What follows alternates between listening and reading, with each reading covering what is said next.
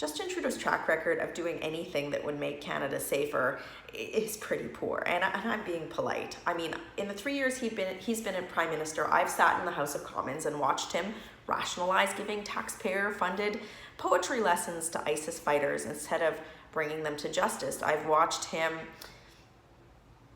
do things like rationalize taking female genital mutilation as an abhorrent practice out of Canada's citizenship guide. This is a guy whose instinct is to rationalize crime and the perpetrators of crime rather than try to deter it through legislation or policy or punish it more severely when it happens. So yesterday, Justin Trudeau gave his new minister, Bill Blair, and you'll remember he appointed him without having anybody report to him over a month ago. He finally gave him a job description after like 6 weeks. And in that job description, Justin Trudeau asks him to, quote, explore a ban on firearms, handguns specifically. Now, to those of you who might follow the debate on firearms legislation in the United States, because in Canada we get so much information from the United States, you might go, oh, well, that's interesting, Michelle, like, what do you think of that? I want to be very clear here. Canada is not the United States. So some quick statistics. First of all, in Canada, 3% of violent crime is related to firearms. Now, that number should be 0, but in Canada, the vast majority, 78% of violent crime in Canada is related to there was no weapon involved. And that's from Statistics Canada. Further, the average population, the general population, is 3 times more likely to be involved in a firearms crime as opposed to a licensed firearms owner. 54% of firearms homicides were gang-related in Canada, and Canada is not the United States when it comes to obtaining a handgun very quickly. It takes a very long time. It's a very expensive, rigorous, vetted process to obtain a handgun in Canada, and you can only get a handgun for one purpose: to sports shoot. You have to be a member of a sports shooting club. First of all, it's expensive. You have to go through months of training courses and processing time. Like, you have to take a minimum of 2 full days of training, pass both practical and written, pass a practical and written exam at 80% standards. You have to, as a minimum, you have to go through an extreme vetting process. I've gone through this process. It's highly intrusive. And then when you do obtain that license, you can't just go and purchase a handgun. There's a transfer process, a clearance process with the RCMP, and handguns are vigorously registered in Canada. And then once you finally do have your handgun, you have to have an authorization to transport it. You have to render it inert with things like a trigger lock, double locked cases. You can only transport it to your range or to a gunsmith. The government needs to know about those things in many provinces. Like, this is not the United States. So given that context, how do we reduce that 3% number, that 3% violent crime that is committed by firearms, to 0?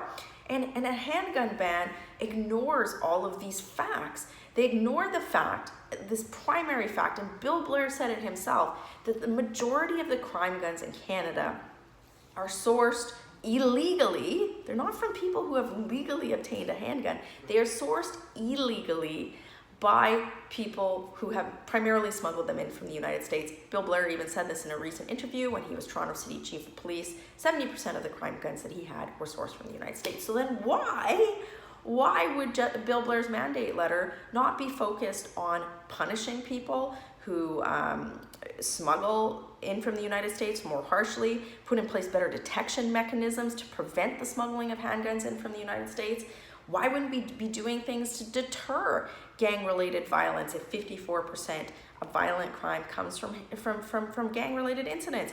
In fact, Justin Trudeau even has a bill before Parliament right now that waters down the penalties for gang-related crime. This is his omnibus justice bill that I and many of my colleagues have been opposing. None of these things are in this mandate letter, and that is because Justin Trudeau knows that rather than trying to actually do something to keep Canadians safe, it's easier for him to bring American-style politics, this American debate on handguns, which is not relevant in Canada, into our politics to score cheap political points. You know, I'm thinking about the Canadian Olympic sports shooting team.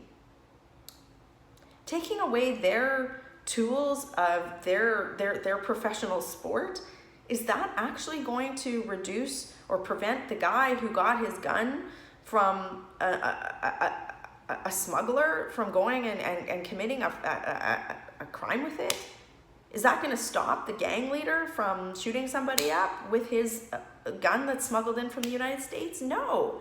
I mean, I look at my province of Alberta, where Justin Trudeau's new complicated scheme for appointing judges, you know, based on many quota criteria, have left many judicial vacancies open, and that's resulted in the one specific incident where an alleged gang leader who allegedly committed a homicide with a firearm walked free because they couldn't get it to trial because there weren't enough judges. So, you know, this is what I'm saying to you. Do not buy into this debate that Justin Trudeau is trying to create without looking at the facts first.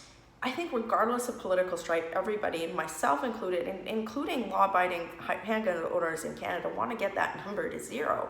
But we need to look at the actual source of the guns. We need to actually look at who's committing the crime and then structure our legislation that way. It's so frustrating for me to watch Justin Trudeau take this path because it's not going to keep Canada safe. And that is why I'm so proud of the fact that the Conservative Party of Canada yesterday put forward a very clearly worded statement that we will vigorously oppose this. We will vigorously oppose this. Instead, we're going to focus on making Canada safer by having the tough conversations around how we prevent guns being smuggled in from the United States, how we prevent gang-related crime, how we punish people harsher, how we deter them from entering these sorts of activities to begin with. That's where the conversation needs to be, not where Justin Trudeau and Bill Blair, his Minister of Nothing, want to take it. Working hard for you. Have a great day.